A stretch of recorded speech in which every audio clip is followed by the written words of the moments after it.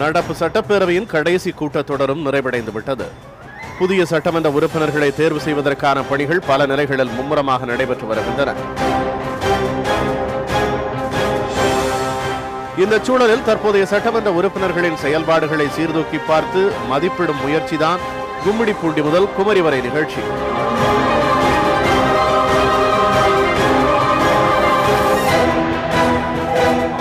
ஒவ்வொரு தொகுதியையும் சார்ந்த மக்களின் அரசியல் பார்வைகளையும் எதிர்பார்ப்புகளையும் இந்த நிகழ்ச்சியின் வாயிலாக பார்த்துக் கொண்டிருக்கிறோம். சட்டமன்ற உறுப்பினர்களை மதிப்பிடுவதற்காக அவர்களை மக்கள் நேரடியாக சந்தித்து கேள்வி எழுப்புகிறார்கள்.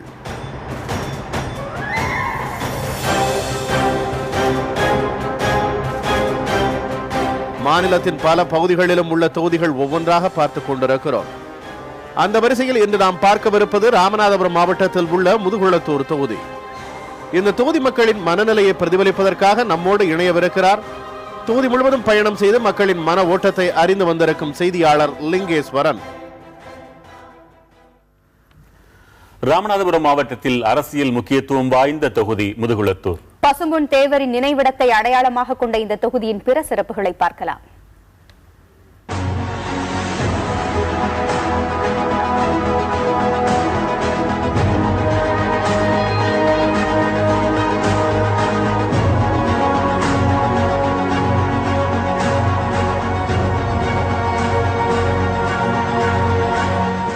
முதுகுளத்தூர், கடலாடி தாலுகாக்கள் மற்றும் கமுதி தாலுகாவின் ஒரு பகுதியை உள்ளடக்கியது இந்த தொகுதி. மாநில தலைநகர் சென்னையில் இருந்து 511 கிலோமீட்டர் தொலைவிலும் மாவட்ட தலைநகர் ராமநாதபுரத்திலிருந்து சுமார் 28 கிலோமீட்டர் தொலைவிலும் உள்ளது. 1952 மற்றும் 1957 ஆண்டு நடந்த சட்டமன்ற தேர்தல்களில் பசும்பொன் தேவர் வெற்றி பெற்ற சிறப்பினை கொண்டது இத்தொகுதி. இந்திய அரசியலில் முக்கிய பங்கு வகித்த தேவர் திருமகனாரின் நினைவாக அமைக்கப்பட்டுள்ள திருக்கோயில் இத்தொகுதிக்கு மிக முக்கிய அடையாளமாக உள்ளது. இது மட்டுமல்லாது புகழ்பெற்ற ஏர்வாடி தர்காவும் இத்தொகுதிக்கு சிறப்பு சேர்க்கும் இடமாக இருக்கிறது. வாலி நோக்கத்தில் உள்ள அரசு ஒப்பு நிறுவனம், நரிப்பையூரில் உருவாக்கப்பட்டுள்ள கடல் நீரை குடிநீராக்கும் அமைப்பு உள்ளிட்டவையும் இத்தொகுதிக்குள் உள்ள முக்கிய இடங்கள். விவசாயமே இத்தொகுதியின் முக்கிய தொழிலாகும். இது தவிர பனை தொழில், மீன்பிடித்தல் போன்றவையும் இப்பகுதி மக்களின் வருவாய்க்கு ஆதாரமாக விளங்குகின்றன. உப்பு உற்பத்தி மற்றும் மரக்கறி உற்பத்தி உள்ளிட்ட தொழில்கள் இத்தொகுதி மக்களுக்கு வருவாய் தரும் பிற தொழில்களாகும். ஆண் வாக்காளர்களை அதிகம் கொண்டுள்ள இத்தொகுதியின் மொத்த வாக்காளர்களின் எண்ணிக்கை 2,97,492. இதில் ஆண்கள் 1,49,918 பேர், பெண்கள் 1,47,566 பேர், மூன்றாம் பாலினத்தவர் 8 பேர். இத்தொகுதியின் தற்போதைய சட்டமன்ற உறுப்பினர் அதிமுகவை சேர்ந்த முருகன், கட்சியின் மாவட்ட செயலாளராக பணியாற்றியவர். முதுகுளத்தூர் தொகுதியில் இதுவரை நடந்த சட்டமன்ற தேர்தல்கள் குறித்த தகவல்களை பார்க்கலாம். ராமநாதபுரம் மாவட்டத்தின் மிக முக்கியமான சட்டப்பேரவை தொகுதிகள் ஒன்று முதுகுளத்தூர். இந்த தொகுதியை பொறுத்தவரை ஏராளமான கிராமப்புறங்களை உள்ளடக்கியது. இதுவரை நடந்த சட்டப்பேரவை தேர்தல்களை பொறுத்தவரை இந்த தொகுதியில் காங்கிரஸ் கட்சியானது 4 முறை இந்த தொகுதியை கைப்பற்றியிருக்கிறது. ஃபார்வர்ட் பிளாக் கட்சி 2 முறை இந்த தொகுதியை கைப்பற்றியிருக்கிறது. அதிமுக 2 முறையும், திமுக 2 முறையும் இந்த தொகுதியில் வெற்றி பெற்றிருக்கின்றன. சுயேட்சை வேட்பாளர்கள் 3 முறை இந்த தொகுதியில் வெற்றி பெற்றிருக்கிறார்கள். 2011ஆம் ஆண்டு நடந்த சட்டப்பேரவை தேர்தலை பொறுத்தவரை இந்த தொகுதியினுடைய மொத்த வாக்காளர்களுடைய எண்ணிக்கையானது 2,57,118 இருந்திருக்கிறது. இந்த தேர்தலில் இந்த தொகுதியில் பதிவான அந்த மொத்த வாக்குகளுடைய சதவீதமானது 69. இந்த தேர்தலில் போட்டியிட்ட மொத்த வேட்பாளர்களுடைய எண்ணிக்கை 8. இந்த வேட்பாளர்கள் பெற்ற அந்த வாக்குகளுடைய விவரங்களை பார்க்கலாம். இந்த தேர்தலை பொறுத்தவரை இந்த தொகுதியில் முருகன் அதிமுகவை சேர்ந்தவர் 83,225 வாக்குகளை பெற்றார். சத்தியமூர்த்தி திமுகவை சேர்ந்தவர் 63,136 வாக்குகளை பெற்றார். ஜான் பாண்டியன் 21,701 வாக்குகளை பெற்றார். அந்த அடிப்படையில் முருகன் அதிமுகவை சேர்ந்தவர் இந்த தொகுதியினுடைய சட்டப்பேரவை உறுப்பினராக தேர்வு செய்யப்பட்டார். சட்டமன்ற உறுப்பினரின் செயல்பாடுகள் குறித்தும் இன்னும் நிறைவேற்றப்பட வேண்டிய பணிகள் குறித்தும் தொகுதி மக்கள் என்ன சொல்கிறார்கள் பார்க்கலாம். தாலுகா தலைமை மருத்துவமனைக்கு போதுமான டாக்டர் இதுவரை போடல. நாங்கள் பல தடவை வர்த்தக சங்கத்திலிருந்து கோரிக்கை மனு கொடுத்துருக்குறோம். அது சம்பந்தமாக எந்த நடவடிக்கையும் இல்லை. அந்த மருத்துவமனையில் இருக்கிற உபகரணங்களை இயக்கிறதுக்கு போதுமான டெக்னீஷியன்கள் இல்லை. டாக்டர் டெப்டேஷன் முறையில் தான் வந்துட்டு இருக்கிறாங்க. ஆம்புலன்ஸ் இல்லை, 108 ஆம்புலன்ஸ் இல்லை. இப்படி பல கோரிக்கைகள் நாங்கள் வச்சு எந்த விதமான நடவடிக்கையும் இல்லை. முதுகுளத்தூர் பஸ் ஸ்டாண்டில் உள்ள தார் சாலை போட்டு கொடுத்துருக்காரு. பூக்கடைக்கு வணிக வளாகம் கட்டி கொடுத்துருக்காரு. அதே மாதிரியா முதல்வர் சரவண பொய் என்ற ஒரு ஊர்னியை வந்து நலப்பாதைக்கு வந்து சுற்றி போட்டு வேலி போட்டு கொடுத்துருக்காரு.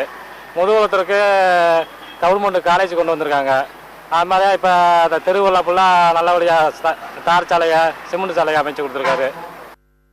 எவனுக்காச்சும் ஒரு வேலை வாங்கி கொடுத்தா ஒரு எந்த பிரயோஜனமும் கிடையாது. இவர்கிட்ட இந்த தொகுதிக்கு எந்த நன்மையும் கிடையாது. எந்த ரோடும் போடலை. இதுதான் உண்மை. முதல்வர் சட்டமன்ற உறுப்பினர் முருகன் எம்எல்ஏ அவர்கள் முதல்வருக்கு 2 சட்ட காலேஜுகள் கொண்டு வந்திருக்கிறாரு. ஒரு கோர்ட் ஒன்று கொண்டு வந்திருக்கிறாரு. நிறைய மக்கள் சேவைகள் நிறைய பணியாற்றிருக்கிறாரு. சாலை வசதிகள் நிறைய மேம்பாட்டு திட்டம் பண்ணியிருக்காரு. எம்எல்ஏ மண்டலம் வந்து மிக முக்கியமான ரிஜிஸ்டர் ஆஃபீஸ் ஒன்று கொண்டு வந்திருக்கிறாரு. கடலாடி தாலுகாவுக்கு ஒரு ரிஜிஸ்டர் ஆஃபீஸ் கொண்டு வந்திருக்கிறாரு. மக்களுக்கு அனைத்து சேவைகளும் மிக சிறப்பாக செஞ்சு கொண்டு இருக்கிறார். பூப்பாண்டிவரத்து கிராமத்தில் நாங்கள் ஒரு வியாபாரம் பார்த்துட்டு இருக்கோம். அப்போ வந்து அவர்கிட்ட போய் கேட்டது என்ன, இந்த ஊரில் வந்து மக்கள் வந்து ரேஷன் கடைக்காக மூக்கூர் போய் வாங்கிட்டு வந்துருக்காங்க. ஒரு கல்லால் வந்து அங்கே பூப்பாண்டிவரத்தில் ஒரு இடம் அமைச்சு தரோம், ஒரு ரேஷன் கடை அமைச்சுன்னு சொல்லி கோரிக்கை வச்சு கேட்டோம். அவங்க அண்ணன் மூணு கேட்ட புள்ளி தரும்னு கேட்டோம். அவர் செஞ்சு தரேன்னு சொன்னாங்க. ஆனால் 5 வருஷம் முடிய போது வரை செஞ்சு கொடுக்கல. தொகுதி பக்கம் வந்த கிடையாது.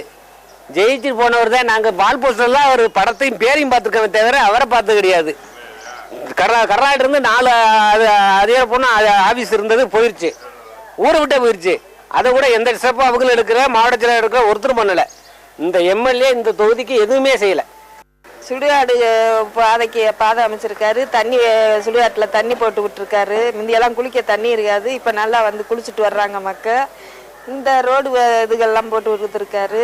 ரேன்ஸு கட்டி கொடுத்துருக்காரு. எல்லாமே நல்ல வசதி எங்களுக்கு செஞ்சு கொடுத்துருக்காரு. ஏதாவது உதவி கேட்டு போனோம்னா செய்கிறாரு. அம்மா பேரை சொல்லி அதெல்லாம் எந்த இதுவும் கிடையாது. நல்லா செஞ்சுக்கிட்டு தான் இருக்காரு. கடல்நீரை குடிநீர் திட்டத்தை சுத்தமாக கடவுள் போட்டாங்க. அந்த விஷயம் ஏறது கூட பார்க்கல. சட்டமன்றத்தில் அதை பற்றி பேசி ஏதாவது செஞ்சுருக்கலாம், அதையும் செய்யலை. அவர் மேலே திருப்தியாக மக்கள் இல்லை. பவர் பிளான்ட்டுக்கு கல் கொடுத்துருக்காரு. ரோடு பஸ் ஸ்டாண்ட்லேருந்து ரோட்லேருந்து பஸ் ஸ்டாண்ட் வரைக்கும் அதை செஞ்சுருக்காரு. மற்ற அடிப்படை வசதி எதுவுமே எங்கள் ஊருக்கு செஞ்சு கொடுக்க வரல. எங்களுக்கு எந்த ஒரு குறையும் இல்லை. நாங்கள் எந்த ஒரு குறை இருக்குன்னு சொல்லிட்டு மனு எழுதி கொடுத்தாலும் அவர் உடனே எங்களுக்கு வந்து மாதம் ஒரு தடவை விசிட் வந்து என்னென்ன பிரச்சனையோ அதை எங்களை பார்த்து சரி செஞ்சு கொடுத்துருக்காரு. சாலை வசதி சரியில்லைன்னு சொன்னாலும் சரி, குடிநீர் திட்டம்னாலும் சரி, ரேன்ஸ் வசதினாலும் சரி, எது ஒன்று சொன்னாலும் உடனே வந்து பார்த்து எங்களுக்கு உடனே சரி செஞ்சு கொடுத்துறாரு. அவர் இருக்கிற வரைக்கும் எங்களுக்கு திருப்தியாக தான் இருக்குது. இன்னும் அவரை பற்றி எந்த ஒரு குறையும் இல்லை எங்களுக்கு. அப்படி இந்த எங்கள் தொகுதிக்கு வர்றாருன்னா இந்த காது குத்து, கல்யாணம் இப்படி விசேஷங்களுக்கு வர்றாரு.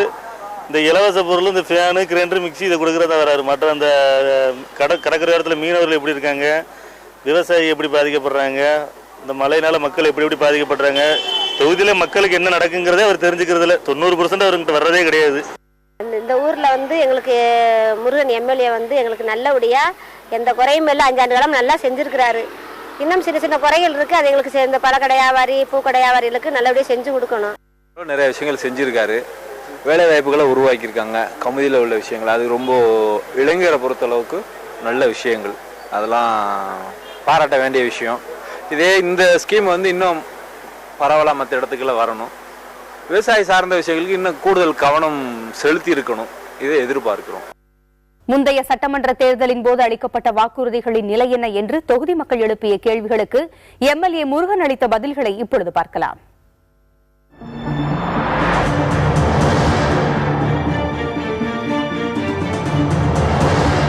நடுத்தர மற்றும் அடித்தள மக்களை அதிகளவில் கொண்டுள்ள முதுகுளத்தூர் தொகுதியின் அடிப்படை பிரச்சனைகளை தீர்ப்பதாகவும் மக்களின் நீண்டகால கோரிக்கைகளை நிறைவேற்ற தேவையான நடவடிக்கைகளை மேற்கொள்வதாகவும் வாக்குறுதிகளை வழங்கியிருந்தார் சட்டமன்ற உறுப்பினர் முருகன்.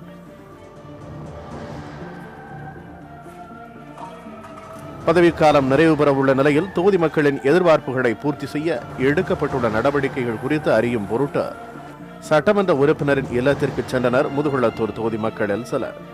நமது செய்தியாளர் முன்னிலையில் தங்கள் கேள்விகளை அடுக்கினர்.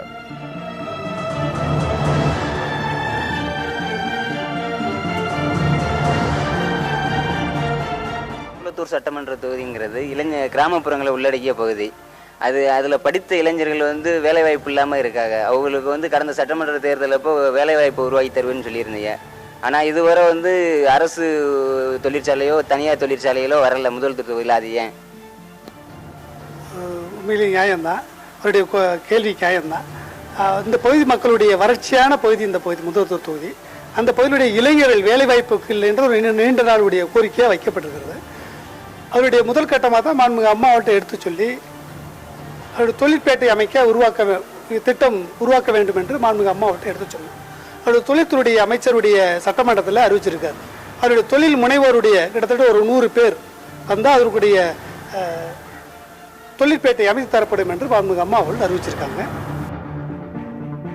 தொகுதிக்கு உட்பட்ட முக்கிய சாலைகளை சீர்படுத்த முயற்சிகள் எடுக்கப்பட்டதா என்பது குறித்தும் கேள்வி எழுப்பப்பட்டது. முதலத்தூருக்கு கல்லாடி செல்லும் வாழை போக்குவரத்துக்கு இடைஞ்சலாக இருந்துச்சு. அது சரி பண்ணி புறவழிச்சாலை அமைச்சு தரேன்னு சொன்னீங்க. இதுவரையிலும் இன்னும் அந்த புறவழிச்சாலை அமைக்கல. கிட்டத்தட்ட அதனுடைய முதல் கட்ட பணி மாண்புமிகு அம்மா அவர்கள் சட்டமன்றத்தில் அறிவித்து 4,50,00,000 ரூபாய் நிதியில் இன்னைக்கு முதல் கட்ட ஆய்வு நடத்தப்பட்டிருக்கிறது. அதன் மூலமாக ஒரு தனிநபருடைய மதுரை உயர்நீதிமன்றத்துடைய கிளையில் தடையாணை பிறப்பிக்கப்பட்டு கிட்டத்தட்ட 3 ஆண்டு காலம் அந்த வழக்கு முடிவுக்கு வந்து இன்னைக்கு நடைமுறையில் இருந்துகிட்டு இருக்கு. அதனுடைய அடுத்த கட்ட பணியில் அதாவது கையகப்படுத்தக்கூடிய அந்த பட்டாக்களுக்கு பணம் பட்டுவாடா பண்ணக்கூடிய சூழலை இன்னைக்கு உருவாக்கிட்டு இருக்கு. அதற்கு பின்படி இன்னும் ஒரு 6 மாத காலமான 1 வருஷங்களுக்கு முன்னாடி தான் அந்த பணி நிறைவேறக்கூடிய சூழல் இன்னைக்கு இருந்துகிட்டு இருக்கு. தொகுதிக்குட்பட்ட பெரும்பான்மையான மக்களின் கோரிக்கையான குடிநீர் பிரச்சனையை தீர்க்க எடுக்கப்பட்ட நடவடிக்கை குறித்தும் எம்எல்ஏ எடுத்துரைத்தார். தேர்தல் வாக்குறுதியா 2011 குடிநீர் பிரச்சனை தீர்க்கிறேன்னு சொன்னீங்க. நம்ம முதல்வர் தொகுதிக்கு உட்பட்டதில் போகிறோம். இப்போ எத்தனை பஞ்சாயத்தில் அதை சரி பண்ணி செஞ்சுருக்கீங்க? முதலத்தூர் தொகுதிக்கு உட்பட்ட அத்தனை கிராமங்களுக்குமே காவிரி குடிநீர் திட்டத்தின் மூலமாக இன்னைக்கு கொடுக்கப்படுது. அதில் ஒரு சில கிராமங்களுக்கு கிட்டத்தட்ட 30 கிராமங்களுக்கு தண்ணி கிடைக்கலன்னு அந்த மக்கள் ரொம்ப நாளாகவே கோரிக்கை வச்சப்பட்டிருக்குது.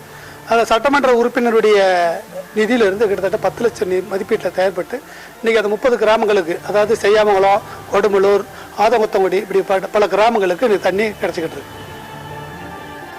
மாணவர்களின் கோரிக்கைகளை நிறைவேற்ற தேவையான நடவடிக்கைகள் எடுக்கப்பட்டுள்ளதாகவும் சட்டமன்ற உறுப்பினர் விளக்கம் அளித்தார். மாண்புமிகு தமிழ்நாடு முதல்வர் அம்மா அவருடைய எடுத்து சொன்னோடனே இந்த பகுதி மக்கள்கிட்ட உயர்கல்வியினுடைய சதவீதம் படிப்படியாக ரொம்ப குறைவாக இருக்குன்னு எடுத்து சொன்னோடனே ஒரே நேரத்தில் 2 கல்லூரி கொடுக்கப்பட்டிருக்கு. கடலாடியில் ஒன்று, முதலத்தூரில் ஒன்று. அந்த 2 கல்லூரி இப்போ 3 ஆண்டு காலம் நடைபெற்று கொண்டிருக்கிறது. அதற்குடைய கட்டடம், அரசுடைய கட்டடம் இன்னைக்கு கட்டி முடிக்கப்பட்டு வரக்கூடிய இந்த மார்ச்சுக்குள்ள அந்த கட்டடம் நிறைவேற்றக்கூடிய நிலையில் இருந்துகிட்டு இருக்கு.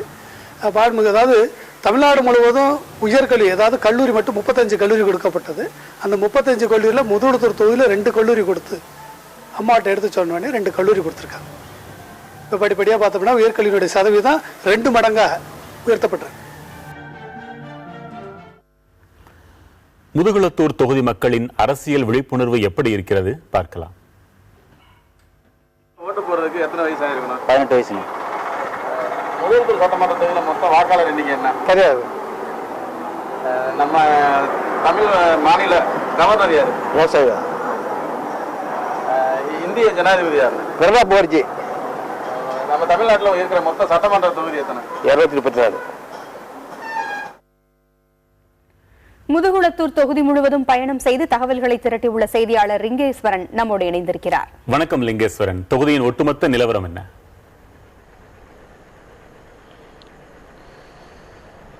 நிச்சயமாக வெங்கட், இப்போ ராமநாதபுரம் மாவட்டம் முதலத்தூர் சட்டமன்ற தொகுதியை பொறுத்த வரைக்கும் நாம் தொகுதி முழுவதும் வளம் வந்ததில் இப்பகுதி மக்களின் மனநிலையை நம்மளால் அறிய முடிகிறது. அதிலும் குறிப்பாக விவசாயிகள் மற்றும் மீனவர்களோட வாழ்வாதார பிரச்சனை தான் இங்கே முன்வைக்கப்படுறாங்க. விவசாயத்தை எடுத்துக்கிட்டோம்னா இப்போ இது வானம் பார்த்த பூமியின் பெயர் பெற்ற இந்த பகுதியில் மழைக்காலங்களில் பெய்கிற மழை நீரும் நதிகளில் வர்ற அந்த வரத்து நீரையும் சேகரிக்க முடியாமல் வீணாக கடலில் போய் கலந்துக்கிட்டு வருது. இதை பல ஆண்டு கோரிக்கையை அந்த மக்கள் வச்சுக்கிட்டு வந்தாங்க. இதை கடந்த ஒரு 20 ஆண்டுகளுக்கு முன்பாகவே மலட்டாரின் குறுக்கே ஒரு அணை கட்டும் திட்டம், அதுக்கு பேர் மலட்டாறு அணை திட்டம் சொல்லி தொடங்கப்பட்டு இன்று வரையும் முழுமை பெறாமல் அது இன்னும் கிடப்பிலே போடப்பட்டிருக்கு.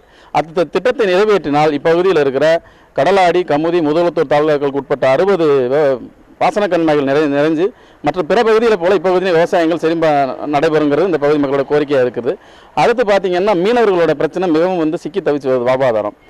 சாயலுடிக்கு அருகே இருக்கிற மூக்கையுங்கிற ஒரு கடல் பகுதியில் அண்மை கடல்லே ஆழ்கடல் மீன்பிடிக்கும் வசதி இருந்தும் அப்பகுதியில் ஒரு மீன்பிடி துறைமுகம் அமைக்கப்படாததால் அந்த பகுதியில் இருக்கிற மீனவர்கள் இடம்பெயர்ந்து ராமேஸ்வரம், தங்கச்சிமடம், பாம்பன் போன்ற பகுதிகளுக்கு சென்று அங்கிருந்து மீன்பிடிக்க போகிறதுனால தான் அங்கு இலங்கை கடற்படையினால தொல்லைகளுக்கும் அச்சுறுத்தலுக்கும் ஆளாகிறாங்க. இந்த கோரிக்கையும் கடந்த 15 ஆண்டுகளுக்கு மேலாக அரசுகிட்ட சொல்லி அரசு அந்த இடத்தை மீன்பிடி துறைமுகம் அமைக்க தேர்வு செய்து ஆய்வு நடத்தி கிட்டத்தட்ட ஒரு நிதியை ஒதுக்கீடு செய்து 3 முறை சட்டசபையில் வந்து அறிவிப்பு செய்திருக்காங்க. ஆனால் இதுவரைக்கும் அந்த மீன்பிடி துறைமுகத்தை செயல்படுத்தக்கூடிய எந்த நடவடிக்கையும் எடுக்கப்படாததால் மீனவர்கள் வாழ்வாதாரமும் ரொம்ப பாதிக்கப்பட்டிருக்கு. இதுவே இப்பகுதியில் வந்து ஒரு மிகவும் ஒரு எதிர்பார்க்கக்கூடிய விஷயங்களா இருந்து வருது. தொகுதி குறித்த விரிவான தகவல்களை தந்தமைக்கு நன்றி லிங்கேஸ்வரன்.